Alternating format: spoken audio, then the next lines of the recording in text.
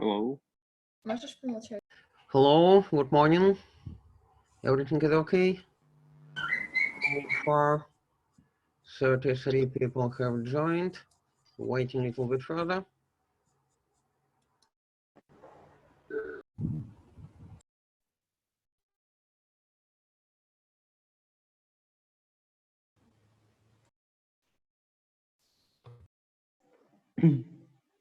Hello.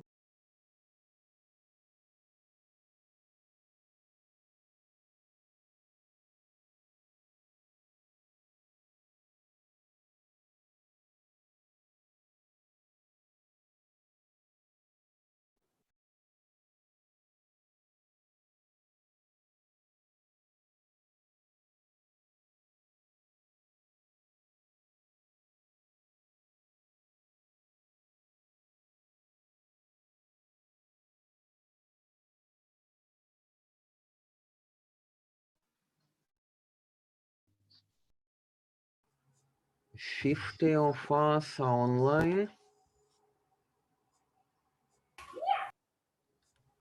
51. We'll start soon.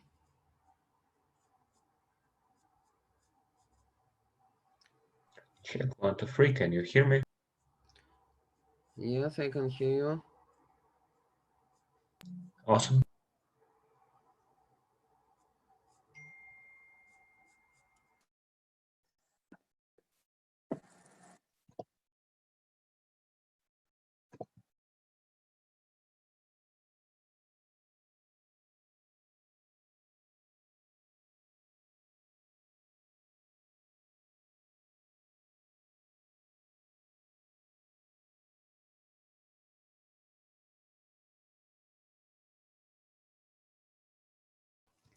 Okay, we can probably start now. Good morning once again.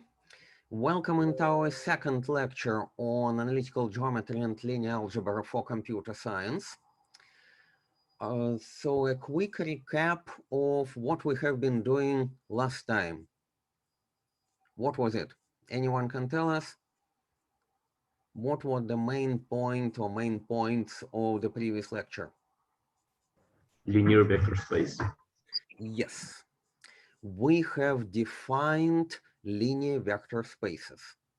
We explained that irrespective to the actual form of this linear vector space, they all satisfy a set of 8 axioms, and we have drawn up some conclusions from those axioms. You remember that, for example, the zero vector is unique, that multiplication by real number 0 yields a zero vector, that on the other hand, multiplying a zero vector by any real number yields a zero vector again, and similar things.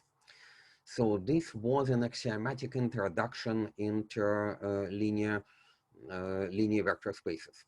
So from that point on, we know a very important thing, that a vector is not just a directed straight line segment.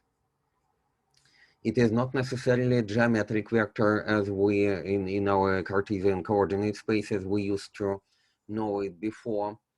It is definitely not a geometric object, but a vector is, what is a vector according to our definition? Is a Object. binary space. Sorry, couldn't hear you. Version is the part of linear space. Yes, indeed. It is simply an element of a linear vector space. That's the definition. The vector is an element of a linear vector space. And what is a linear vector space? It is a set of vectors which satisfy, for which operations of addition and multiplication by a number are defined, and which satisfy the 8 axioms we have discussed. So that's the dry remnant of what we have introduced last time. Okay, then we consider 2 important examples. One of them are our geometric spaces, coordinate spaces, two-dimensional and three-dimensional, R2 and R3. We'll be dealing with them in much more detail today. And also, as a completely different example, a space of polynomials, if you remember. And then we also introduced the notion of a scalar or dot product between the vectors, the angle between the vectors, as a recap from your school level geometry, defined a cosine of an angle between the vectors through the dot product, and that was it, actually, where we finished. There is a question whether there is a test today. Yet there will be a test, but not in a lecture. There will be a test in a practical session, in a tutorial, in a lecture, no. Okay, so today's lecture is about the geometry of two-dimensional and three-dimensional Cartesian or Euclidean, to that end, vector spaces, and about transformations of coordinates. These topics are very, very closely connected. We will introduce linear transformations. We have already started a little bit toward that end when we introduced normal vectors I, j, k, which are directing vectors of our coordinate axis. So we'll elaborate on that today and eventually introduce the matrix notation for coordinate transforms. So let us now start on the whiteboard.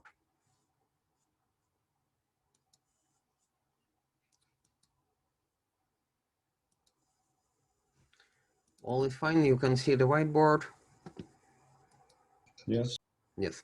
So please feel free if, again, if you have any questions, if there are any points to discuss, please absolutely feel free to ask.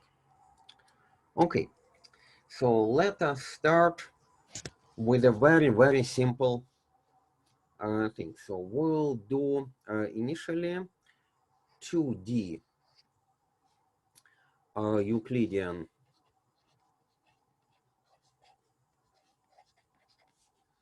vector spaces.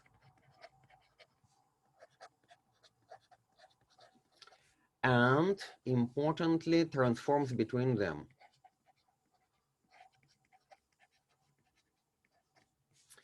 So in 2 dimensions, we just draw up an XY coordinate system with the origin O.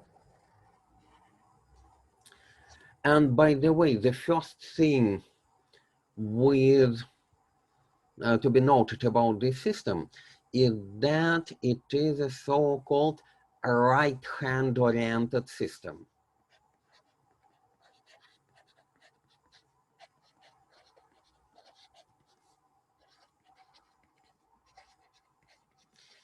What does it mean that it is a right-hand oriented? Any ideas? Put your right hand on the screen or on the picture, and If you take 3 fingers of your right hand, you will. Oh no, 2 fingers, and you will get this. You know, generally, yes, you are right. But I always have trouble remaining just how to put my fingers on the coordinate system. So we'll do a much, I would say, more memorable definition instead. So first of all, if we have 2 coordinates, then they are ordered in some lexicographical convention. So we say x, y, not yx. So x is first, x and then y, okay? And then if our coordinates are listed that way, x and then y, we simply require that the shortest turn or rotation from the x-axis to the y-axis, it will be this rotation from x to y, the shortest one, must be counterclockwise. So shortest turn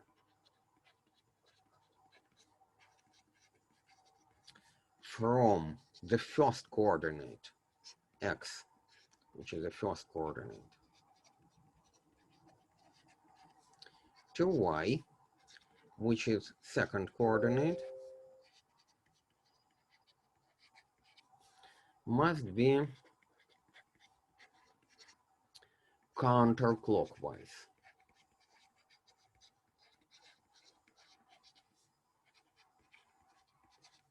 Later on, we'll expand this definition to three-dimensional systems, and then we'll see how this right-hand orientation will act in that case. But for the moment, it is like this.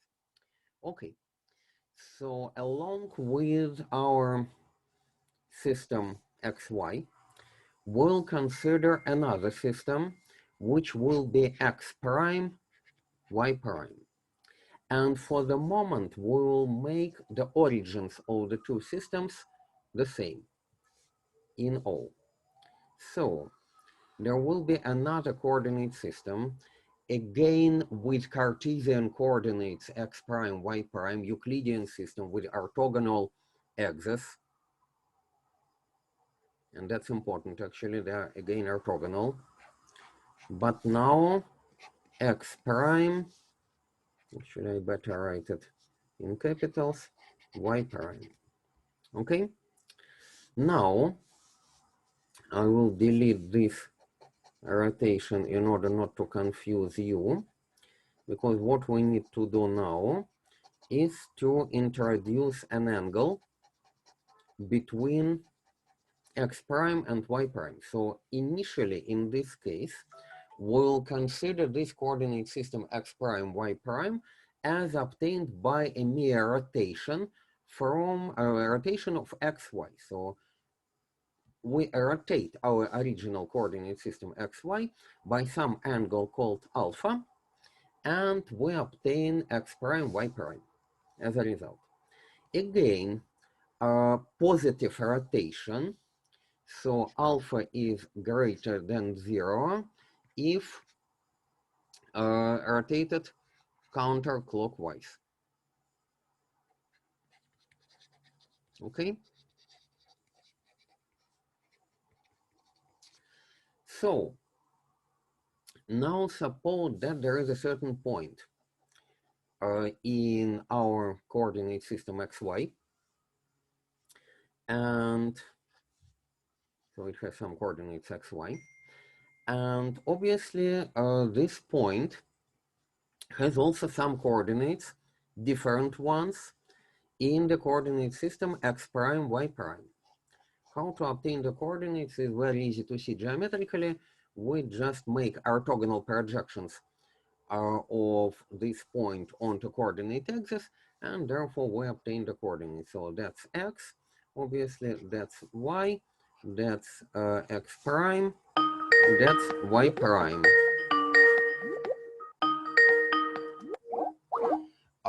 Okay,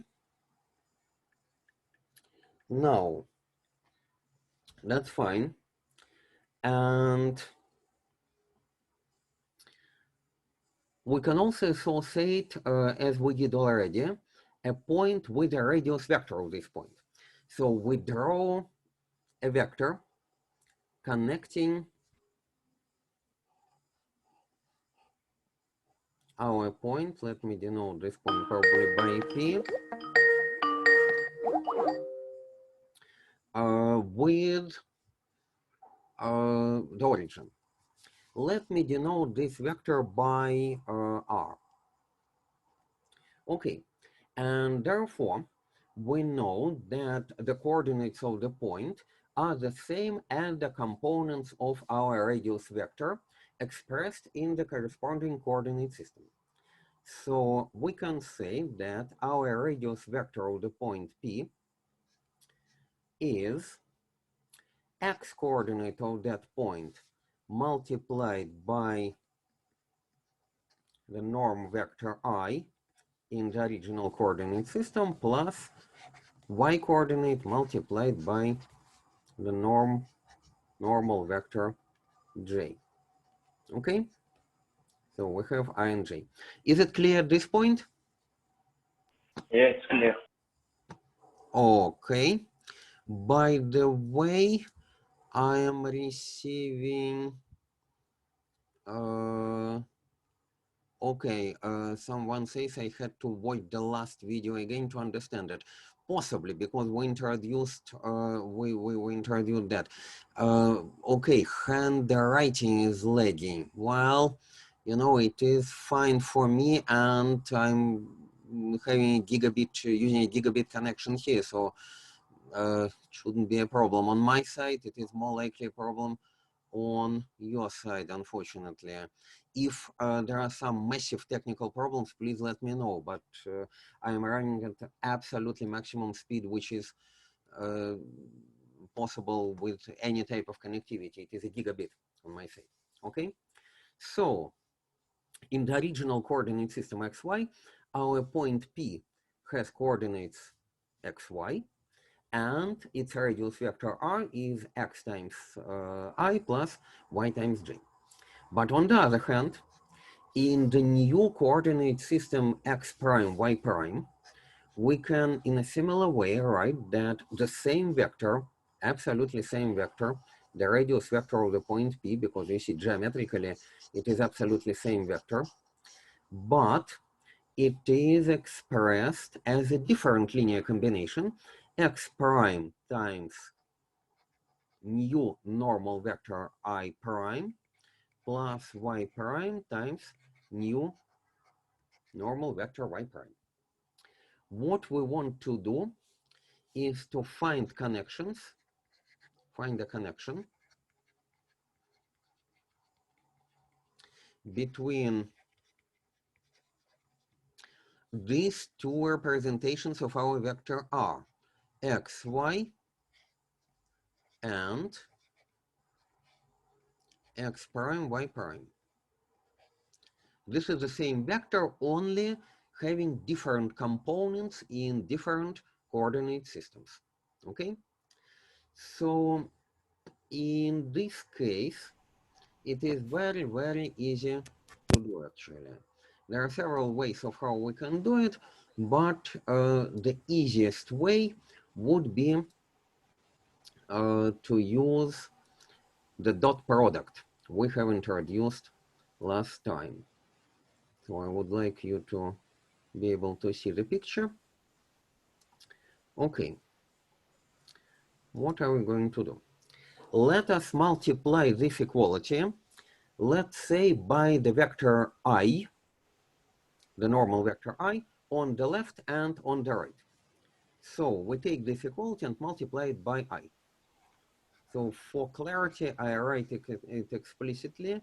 I times xi plus y times j equals to, again, I times x prime I prime plus y prime j prime. What do we get? First of all, we use the associativity rule, and therefore it is x times I by I. Okay, I use dot explicitly, plus y times I by j equals to x prime I by I prime plus y prime I by, sorry, that's j prime, I by j prime. Okay, what is I by I? I square. Sorry, what? Zero. No. No, it's One. One. In the original coordinate system, why it is 1? In the original coordinate system, if you remember, I is simply 0, 1, 0, 0. So, sorry, and it is a two-dimensional, so it is simply 1, 0. So if you multiply it by itself, it is the square of the first component times the square of the second component, so it is 1. I by I is 1. In a similar way, by the way, j by j is also 1. Also, you remember that the dot product of the vectors is the product of their absolute values times the cosine of the angle between them.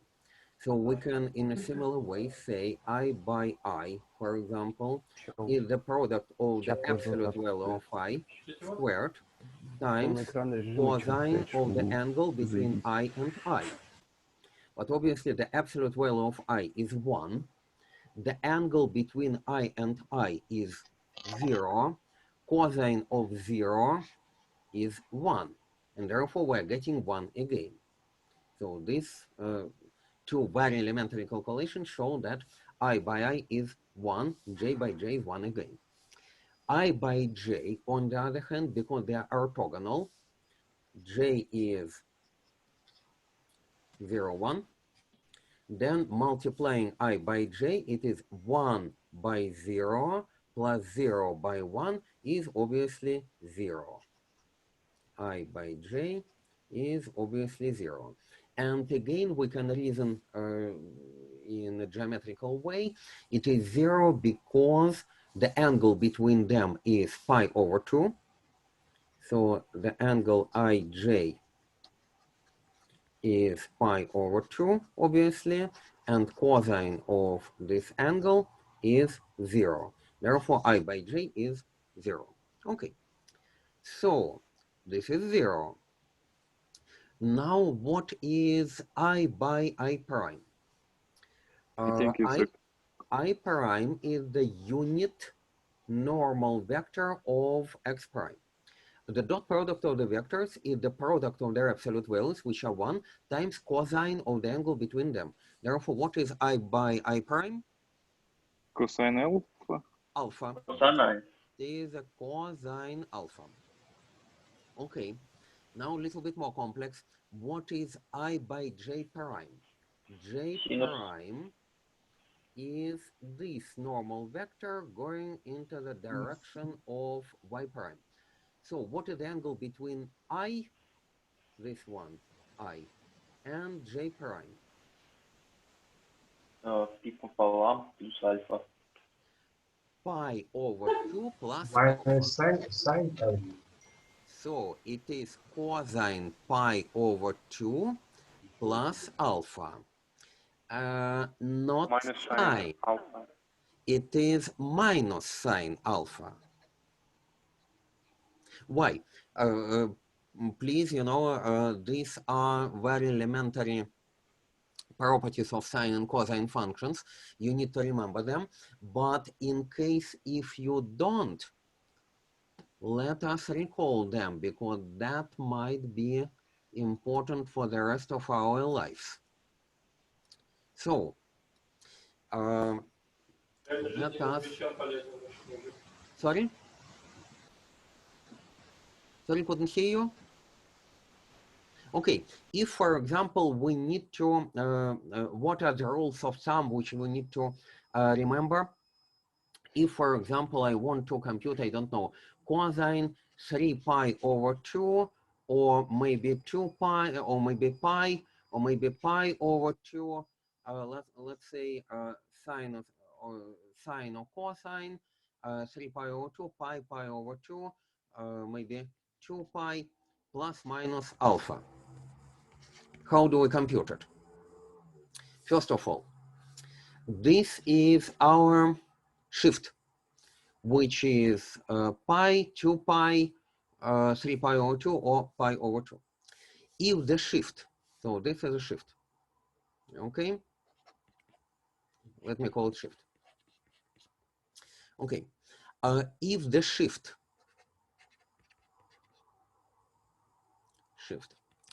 is a multiple of pi, therefore it is pi, 2 pi, and so on, then the function remains the same. Cosine is cosine, sine is sine. If the shift is only a half multiple of pi, and in our case it is pi over 2 or 3 pi over 2, then the function is flipped. Cosine becomes sine, sine becomes cosine. Okay, that's one thing. Secondly, we need to know whether would have plus or minus coefficient at, let's say, cosine alpha, sine alpha, and so on as a result. The easy thing to do so is just to see what is going to be the sign of our result. So, for example, suppose that we are looking into what we started with. So we need cosine of pi over 2 plus alpha. Okay. So alpha is a small angle, so its sine and cosine are positive. But pi over 2 plus alpha is located in the second quadrant. So that's our first quadrant, second quadrant, third quadrant, and fourth quadrant. Okay? That's why. Okay. So our angle is now in the second quadrant. Cosine of the angle in the second quadrant is negative because it is actually the sign of our x values in that quadrant. They are negative, right? So to recall, for example, if we say cosine sine, their signs are the same as x and y. So here plus plus, here cosine is negative, but sine is positive. Here both of them are negative. And here cosine is positive and sine is negative, okay? So in this case, cosine is negative, and therefore, according to the first rule, okay, it is half multiple of pi. Therefore, cosine is changed into sine, and there is a minus coefficient because the cosine of pi over 2 plus alpha with a small alpha is negative there, and therefore we arrive at that minus sine alpha. So you don't need to remember all the formulas, you just need to remember this sine cosine alternation rule and reason according to the signs of our functions. Okay, so as a result, we have here, by the way, that x equals to cosine alpha x prime minus sine alpha y prime.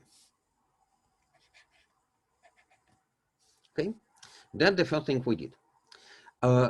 Exactly in the same way, by considering now the same equation, but multiplying it by j rather than I, we multiply the same equation by j. In the left-hand side, we obviously have only y due to our orthogonality condition, okay? We have y. What do we have in the right-hand side? We have x prime times cosine I prime and j. What is the cosine of y prime? Sorry, of I prime and j. Again, we consider the angle between I prime and j. That's pi minus 2 minus alpha, and therefore the cosine between them is just sine alpha. So we can, in a similar way, say that it is sine alpha times x prime. And now finally, considering the same equation, multiplying j by j prime, What is the angle between j and j prime? It is the same as between I and I prime. So it is alpha. Therefore, it is plus cosine alpha times y prime. We got those formulas. I will write them. I will write them again. They're important for everyone to see. So we got the formulas that under this rotation of our coordinates, x is expressed as cosine alpha x prime minus sine alpha y prime, and y is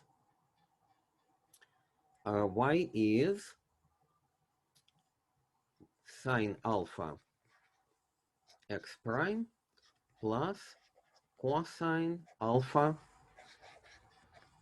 y prime. Okay, you see what we did? We expressed old coordinates on the left hand side. There are old coordinates. On the right hand side, we expressed new coordinates. Old via new. And interestingly enough, this is the standard way of how linear transformations are expressed. Typically, when we say that we wrote in a standard form a linear transformation of coordinates, it is the expression of old coordinates via new ones, that way. But obviously, in a completely similar way, we can express new coordinates via old ones. How would we do it? Any ideas? How do we express new coordinates via old ones? Excuse me, I have a question. How did we get y? Sorry? How did we get y in the second equation? How did we express y? How we got the second one? Yes. Okay, the second one, I briefly mentioned it, but probably you haven't heard it well. How have we got x, the expression for x? We multiplied our equation for r. You see, that's equation for r expressed in ij and I prime, j prime. Okay, this one. How we got the expression for x? We multiplied this equation by I, left-hand side and right-hand side, right? In order to get y, we do exactly similar thing, but multiply same equation by j. Oh, yeah, I got it. Thank you. By j, okay? Mm-hmm. So, and by the way, in that way, and by multiplying it by I and j, we got x and y as functions of x prime and y prime, as we did, right? Here, x prime and y prime. Now my question is, if we want to do it in the opposite way, what can we do? We can multiply by I prime and j prime. Yes, we can multiply by I prime and j prime. I will leave this as an exercise for you. So by multiplying by I prime and j prime, we get the inverse transform,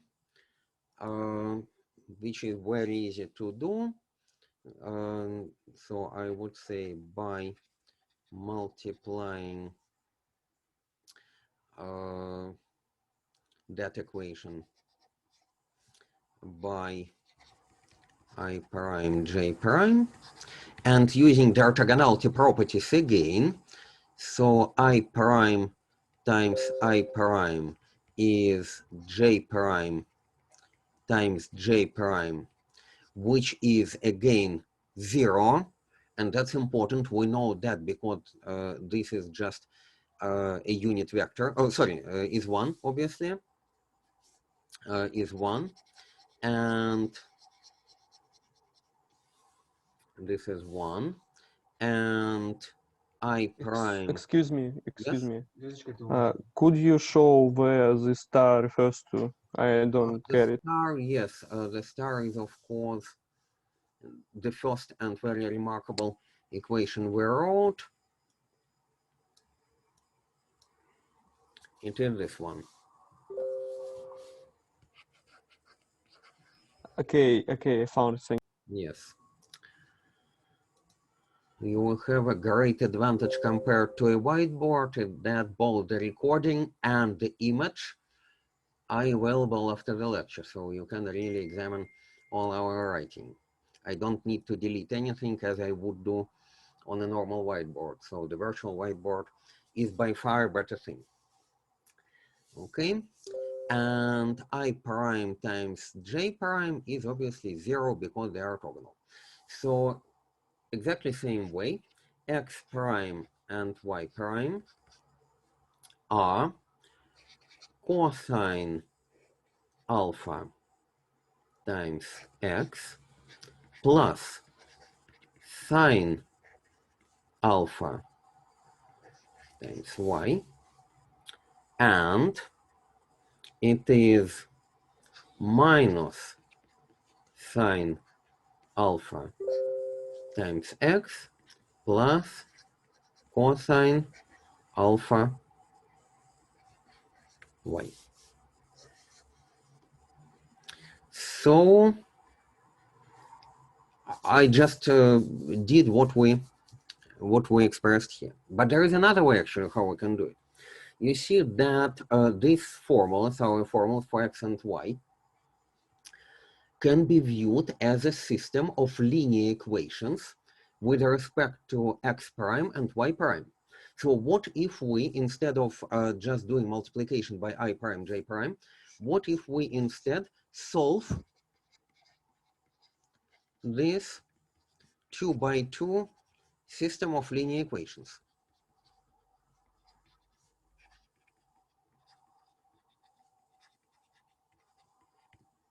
Are we going to get the same result? Let's try. What is the easiest way to solve it? We can multiply, initially, for example, we need to express x prime. How do we express x prime? We multiply the first equation by cosine alpha and multiply the second equation by sine alpha, and then add them together. So you see, we would have cosine squared alpha here and sine squared alpha here. When we add them up, we get 1, right? And therefore, we immediately express x prime. So what do we get? We get, therefore, cosine alpha times x plus sine alpha times y.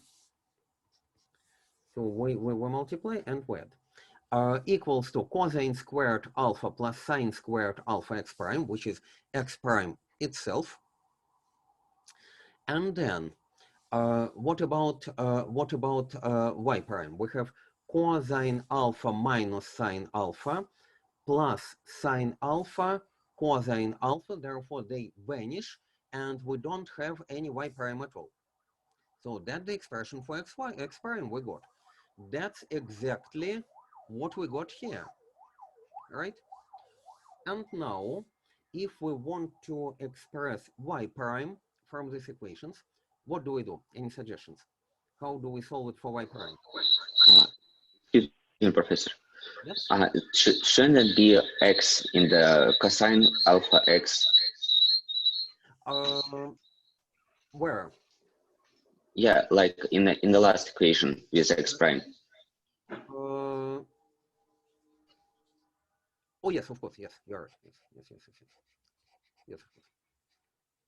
Cosine alpha x, sorry for typo, plus sinus alpha y. That's exactly as we got here. How do we solve this equation for y prime?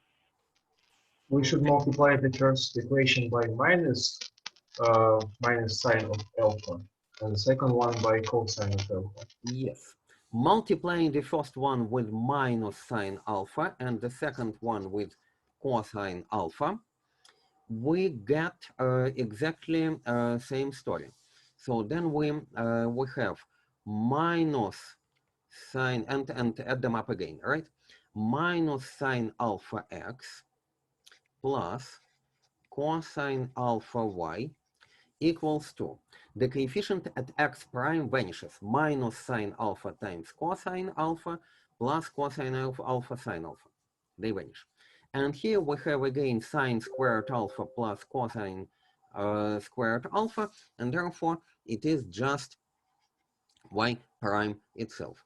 So again, it is minus sine alpha x plus cosine alpha y, which is exactly same equation as we have already obtained. Good.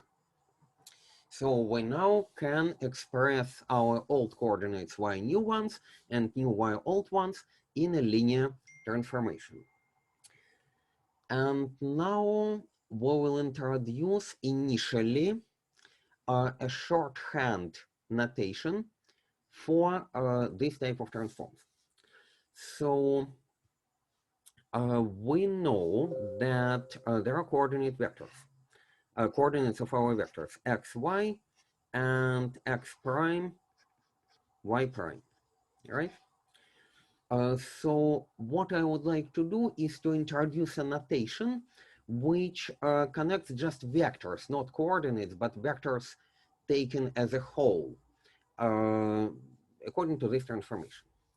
We do so using the matrix notation. For this very moment, it is just a notation. What it really means, we will see later on. So starting with x, y, y, x prime, y prime, we would say that our vector xy equals to, now we write down an object, which is called the matrix. It is a square table, in this case 2 by 2 table, which is composed precisely of our coefficients in the same order as they are written: cosine minus sine, sine, cosine, alpha. Cosine alpha minus sine alpha, sine alpha, cosine alpha, multiplied by our, notionally multiplied, because we don't know yet what it actually means, multiplied by our vector x prime, y prime. What it means we will explain very shortly, but for the moment we are just writing this as a formal notation, okay? And in a similar way, we are writing x prime, y prime equals to, tell me please, equals to what? Just in a similar way. X, and y, this multiplied by reversed trigonometric matrix. Yes, so here it would be xy column vector, and here it would be a matrix cosine alpha, sine alpha, and minus sine alpha, cosine alpha. So for the moment, our matrices are just tables. It is just a 2 by 2 table and nothing else. It is just a formal notation at the moment. Here I put formally multiplication, but I didn't define what multiplication of a matrix by a vector is as yet. And indeed, you have already observed that these two tables are obtained by swapping rows and columns, by the way. They are very, very similar to each other and obtained by swapping rows and columns. This operation is called transposition. So one matrix is a transpose of the other. We will introduce this formal notation very, very shortly. For the moment, 5-minute break, please. Okay? Breaking very, very briefly.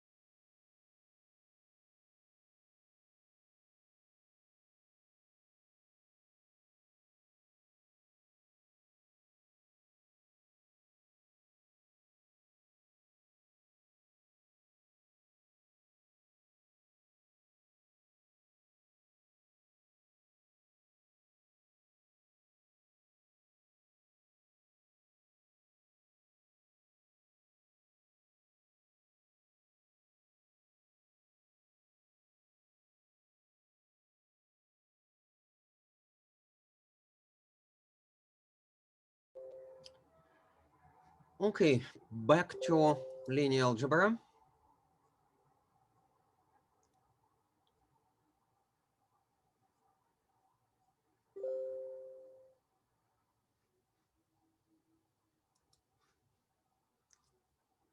Can you hear me?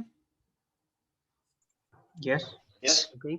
Yes. Sorry, can you see the whiteboard? Nope. Oh, No.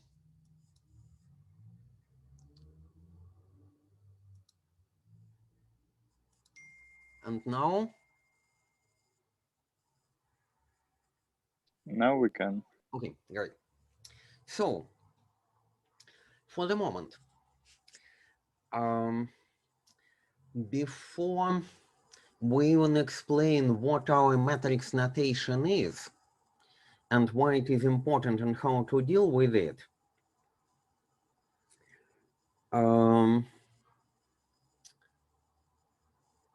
I would like to draw your attention to one very important point. What do you think?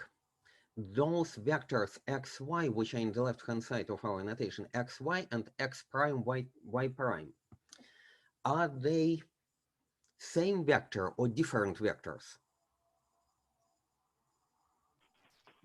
Same vectors in Well, other coordinate systems. well, yes and no. Geometrically, it is definitely same. It is the radius vector of our point P, and only components are different because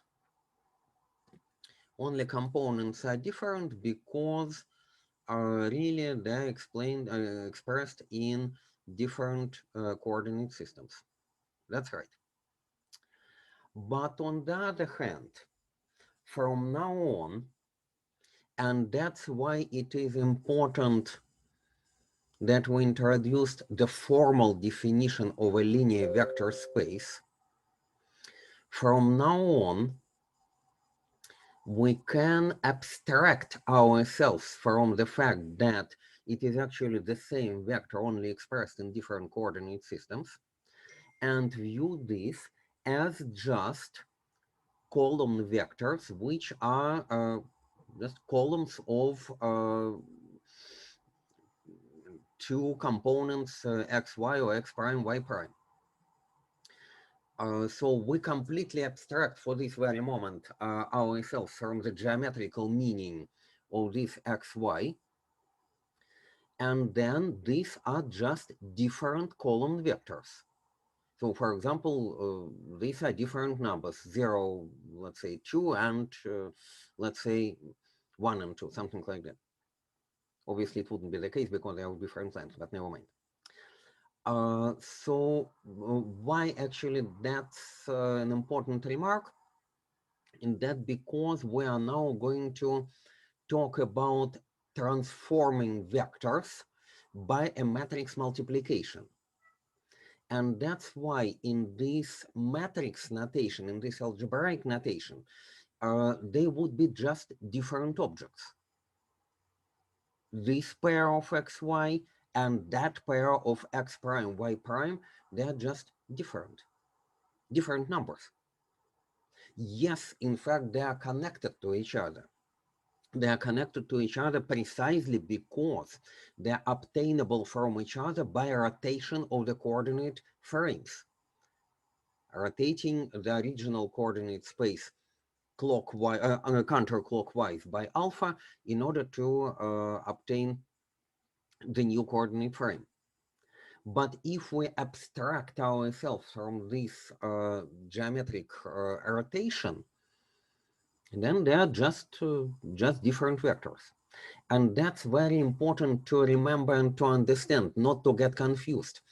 When a rule is like that, when we really consider them as radius vectors of points in our geometric space, then it is reasonable to consider that it is the same radius vector as in our equation star,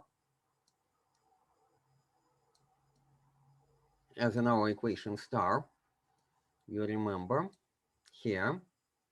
So it is a really same vector, only expressed through different normal vectors ij, I prime, j prime. But once we consider just column vectors x, y, x prime, y prime, they are not geometric objects anymore. They are just columns of numbers with addition and multiplication defined as we defined at the end of the last lecture, you remember? Then they're different. From that point on, they have become different because they lost their geometric connection. So, From that point on, if we really consider them to be different, I would not denote them by R, but I would use some kind of different notation. Let me denote x, y by, let's say, the Greek letter xi, and x prime, y prime denote by xi prime. And this matrix will be denoted by M. And by the way, this matrix, we already know that it is obtained from M by swapping rows and columns, will be denoted by MT, where T stands for transposed.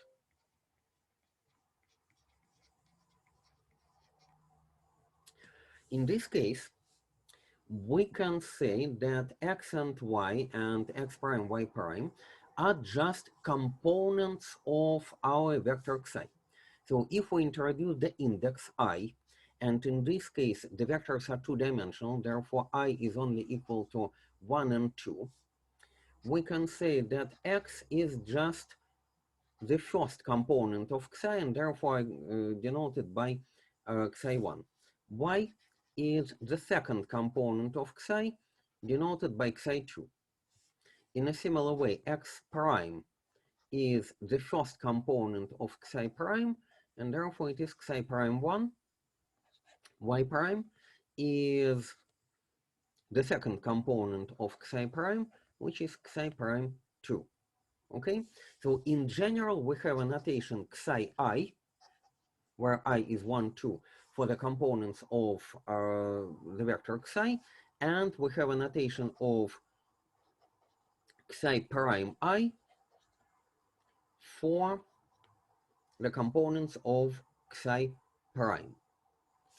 Moreover, our matrix M is a 2 by 2 table, and therefore, in general, we will write that our matrix M is a table with the following elements or entries. For matrix, the standard term, if for vectors, we say components, although we can say entries as well.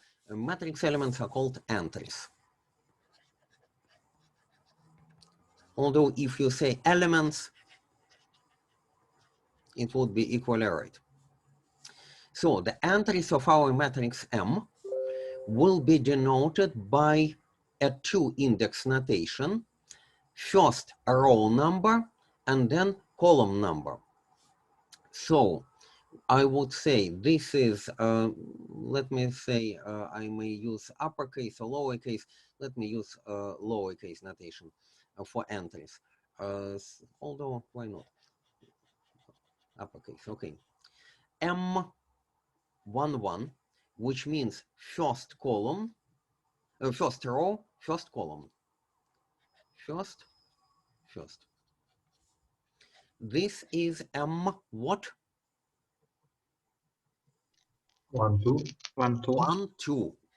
First row, second column. So that's a row, that's column. A row first. A row is indexed first. M what? 2, 1. 2, 1. Second row, first column. M what? 2, 2. 2, 2. Okay. And now we can use, having introduced this definition, what our vectors xi prime, and the matrix M are, we can simply write that xi equals to matrix M when it is matrix as a whole, not elements of our entries of matrix. I am writing it as a blackboard bold notation, so this is like bold. Times xi prime. The multiplication between them we may or may not write. So if there is no explicit multiplication, similar to our standard algebraic notation, then we assume that it is a matrix multiplied by a vector, or later on we will introduce matrix multiplied by a matrix. But for vectors, for the dot product of vectors, we write the dot over. That's why it is called the dot product. Xi prime equals to M transposed times Xi. And now we can, in general, express what our matrix by vector multiplication is. You can actually see it already. So, but let's do it explicitly. There is a formula for x and y. Let us express the same formula in terms of vector by matrix multiplication. So once again, we would have x, which is same thing as Xi prime, equals to, you remember what? What x was? Cosine alpha times x prime, which is Xi prime 1, minus sine alpha y prime, where y prime is Xi prime 2. What is cosine alpha? It is M11. What is minus sine alpha? Altogether, minus sine alpha. It is M12,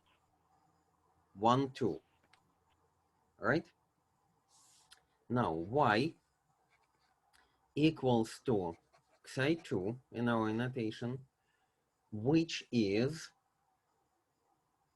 you remember what it is? Sine alpha x prime plus cosine alpha y prime. Again, x prime is Xi prime 1. Sinus alpha is, in this case, M21. Cosine alpha, obviously it is M11, but it is at the same time M22. And this is Xi prime 2.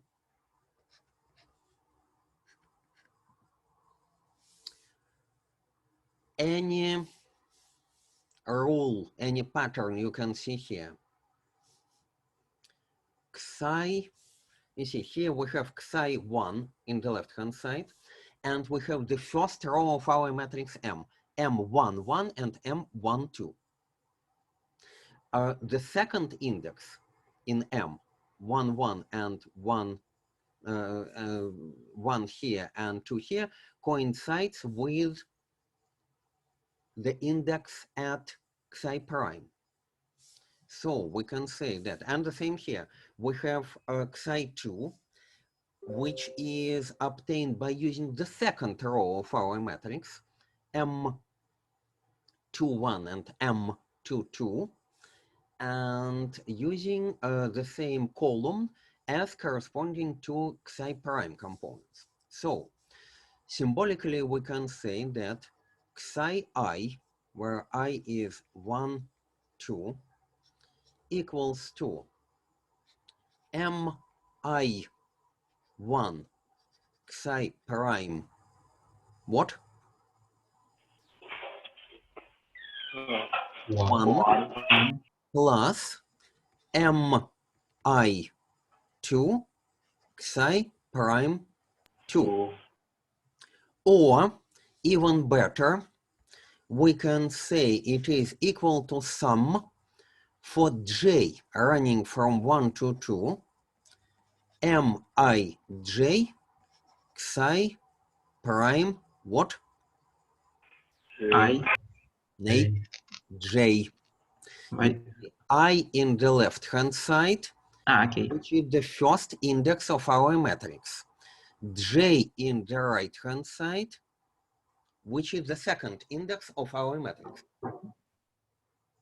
So once again, and by the way, sometimes I'm not going to do it yet, but eventually when it becomes all clear, we can even skip explicitly writing the summation sign.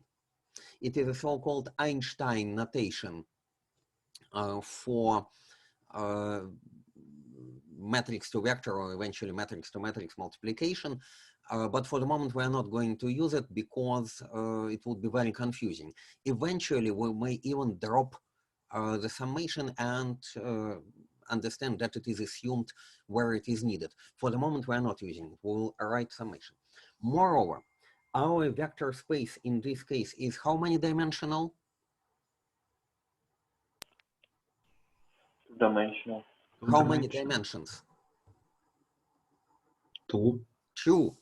So if I say n is the dimensionality,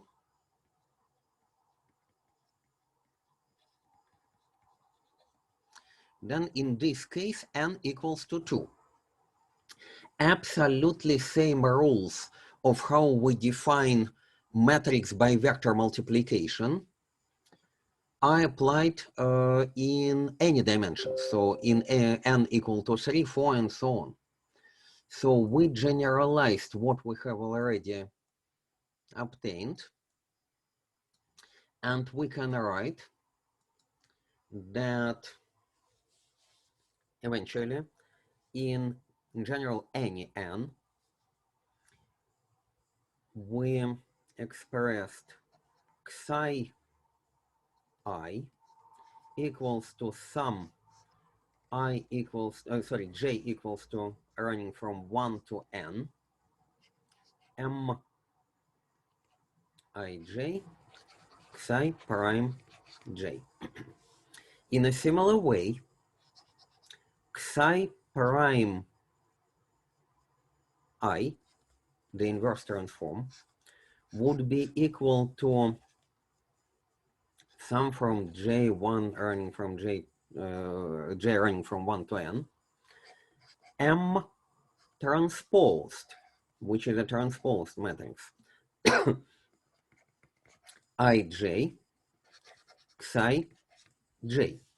But m transposed ij, because we are swapping in a transposed matrix, we are swapping rows and columns of our original matrix m. M transposed ij is the same as what? Mji? Mji, you are absolutely right, Mji. Therefore, it is a sum from j equals to, running from 1 to n, Mji psi j. Okay. Now, let us see what we're actually doing by looking at the matrix. So how do we multiply, in this case, a matrix by a vector? So maybe once again, I will just write it. We got those formulas. And in parallel to those formulas, you have probably seen it already. This is psi1, psi2. Obviously, you remember that psi1 is actually x and psi2 is y. But for the moment, I'm using just psi1, psi2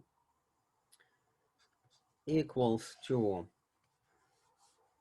m11, m12, m21, m22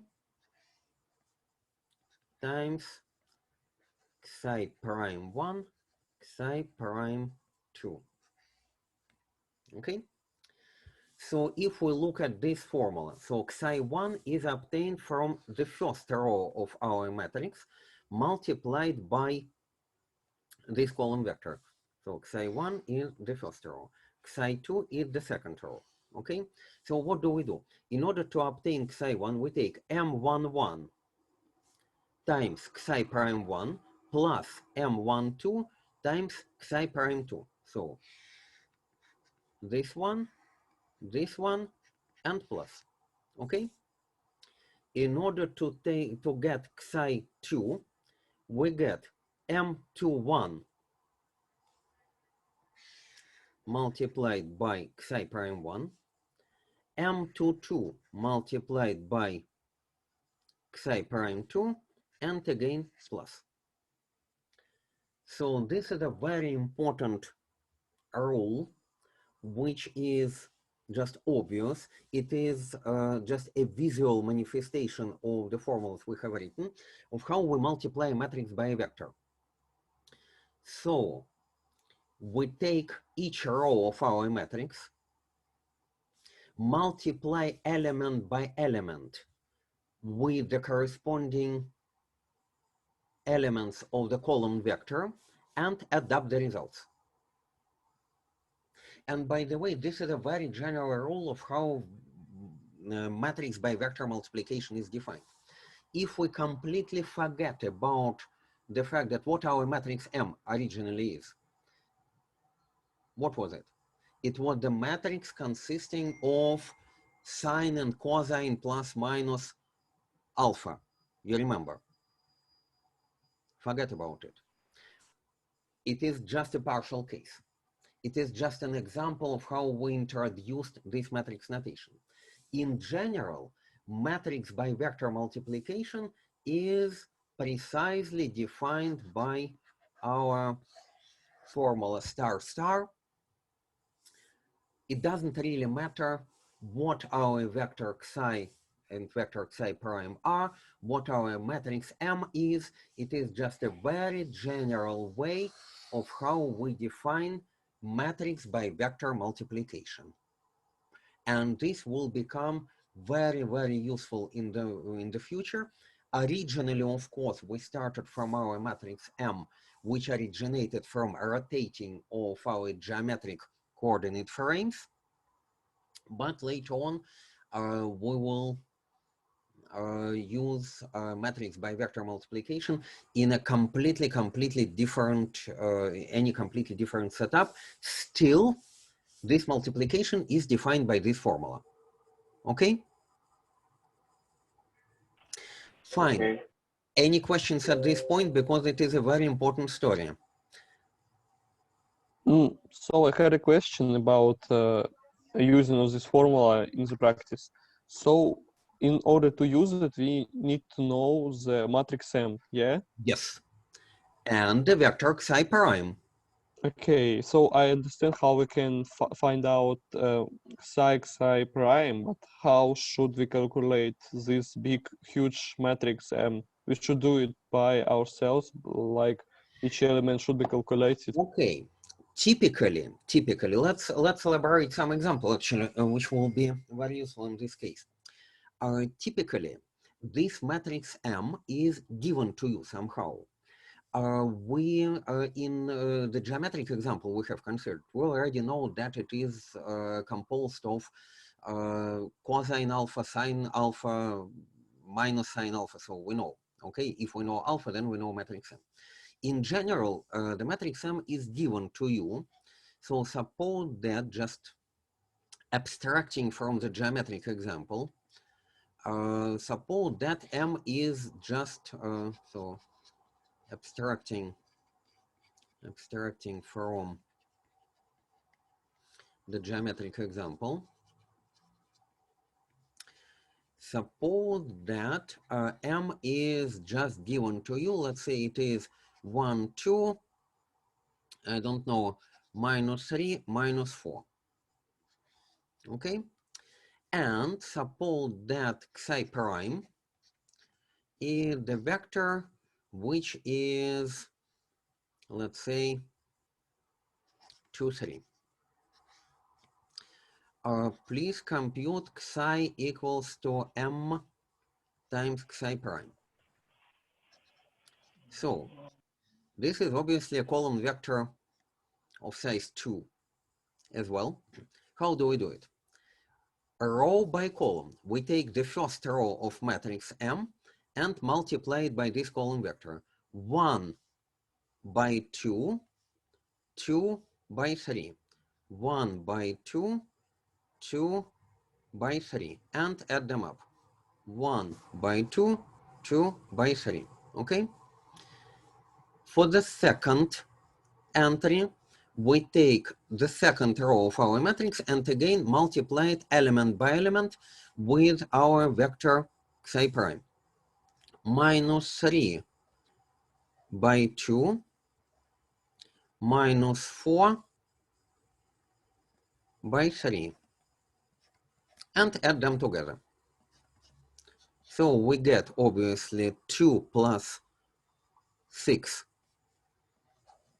8, and in this case we get minus 6, minus 12, therefore minus 18. That's how we perform matrix by vector multiplication in general. Obviously, in order to do so, we need to be given both actually the matrix and the vector. And then you can do absolutely similar things. I will leave it as an exercise for you in order to use this formula for larger n. So for example, n2, 3, and so on. This will quickly become tedious to do manually. And that's why in your lab sessions, you will develop software in the C language, which would allow you to do precisely this, multiplying, first of all, to do very simple definitions of matrices and vectors in C, then doing some operations like adding them up, for example, adding the vectors up, multiplying vectors by number, but eventually doing matrix by vector multiplication as defined here. Also, we can introduce further operations on matrices themselves. So far, we have defined matrix by vector multiplication. And please see that at this very moment, it is really that way, matrix by vector. We are not telling anything whether it is possible to do otherwise. Multiply vector by matrix, vector on the left, matrix on the right. Later on, we'll introduce this as well, but not at this very moment. At this moment, it is always matrix on the left, vector on the right, matrix by vector, okay? Not other way around at this very moment. Later on, we'll introduce all types of vector by matrix and matrix by matrix multiplications. Very simple thing to do is to introduce matrix addition. We'll eventually need it, and it is a very similar, very simple thing to do. So, if we have two matrices, in general, let me denote by our matrix M. I don't always need to write the whole square matrix M11, M12, M21, M22. I can use a shorthand notation that it is simply Mij. And you understand what it means, all right? Where I and J are from 1 to N in general.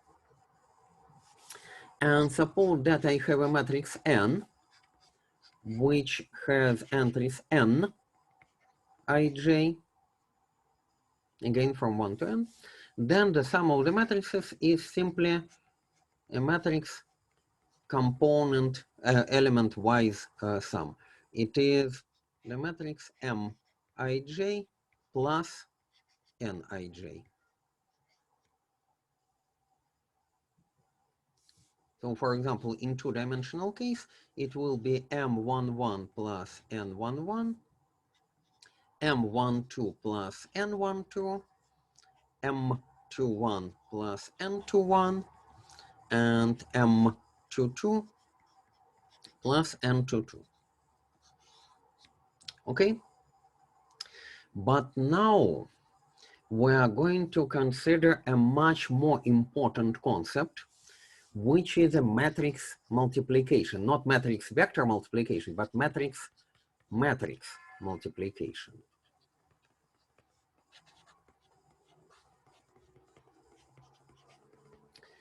And this is not a component by component multiplication. This is a much more interesting thing. And that's why actually we introduced the matrix notation in the first place.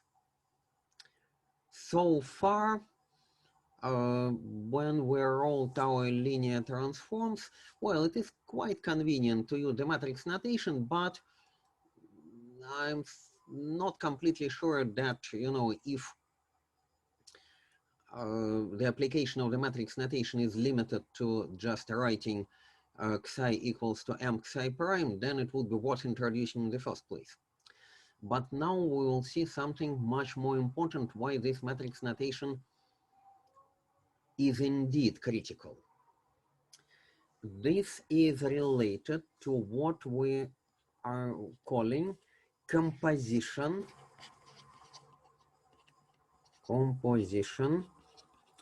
of linear transforms. And then the importance and advantages of our matrix notation will become completely apparent. My system sometimes draws lines which I don't want on the screen.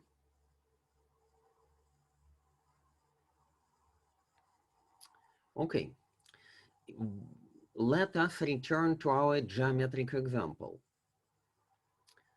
We had the original coordinate system, the original one, x, y. Okay, x, y,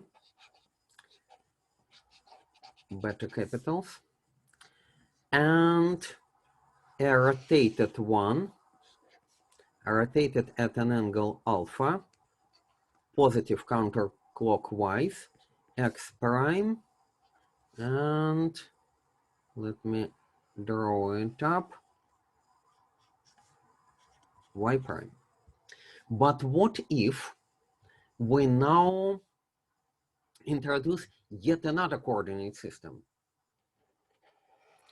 We introduce x2 prime and y2 prime. Okay? And the next 2 prime coordinate system will be in terms of the prime one. So rotated by yet another angle beta. So you see, the original one, the origin is the same for the moment. The origin is the same.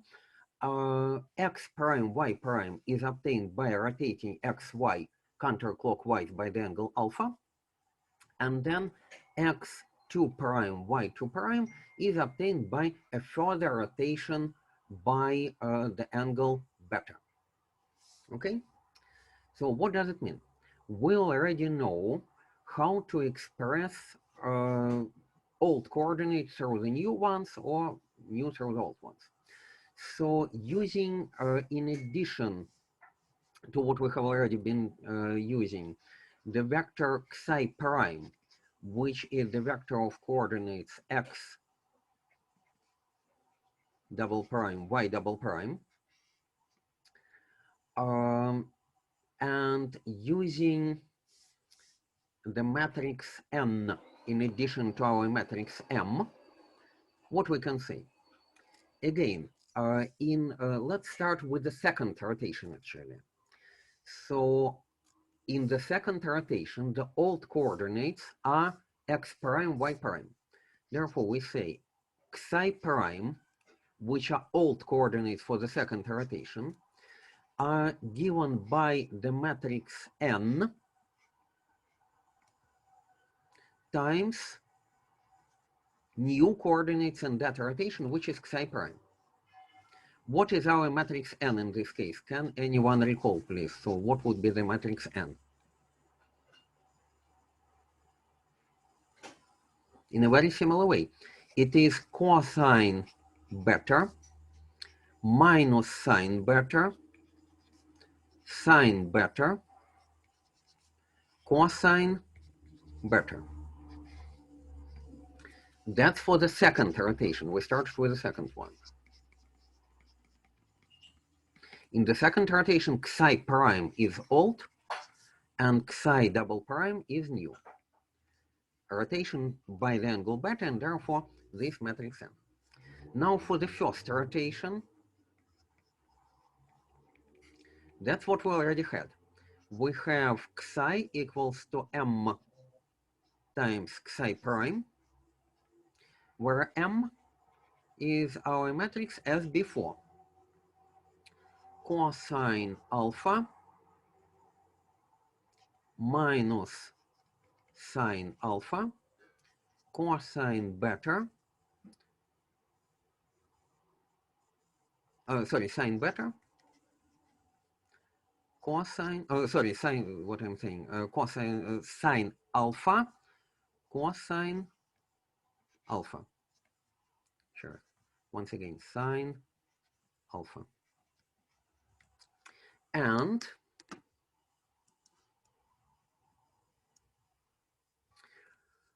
we have two transformations. Now what we want to say is how to express it all the way through. So we expressed xi prime via xi double prime, and now xi via xi prime. So what we want to do is to express xi via xi double prime. How to do it? I will write a kind of symbolic answer right now, but what it actually means and how to construct it and what are the rules of this construction, we'll examine in detail in the next lecture. So that all the way through transformation would be xi equals to some matrix which is a product of our matrices M and N. What it means we'll explore in very detail later on.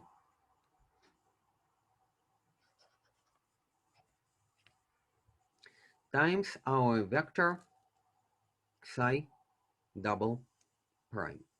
Well, this is symbolically quite easy to see. If we substitute expression for xi prime into this, we can symbolically, without introducing any meaning to this, say xi equals to m times xi prime. But what is xi prime? It is n times xi double prime. And then we can write it as m times n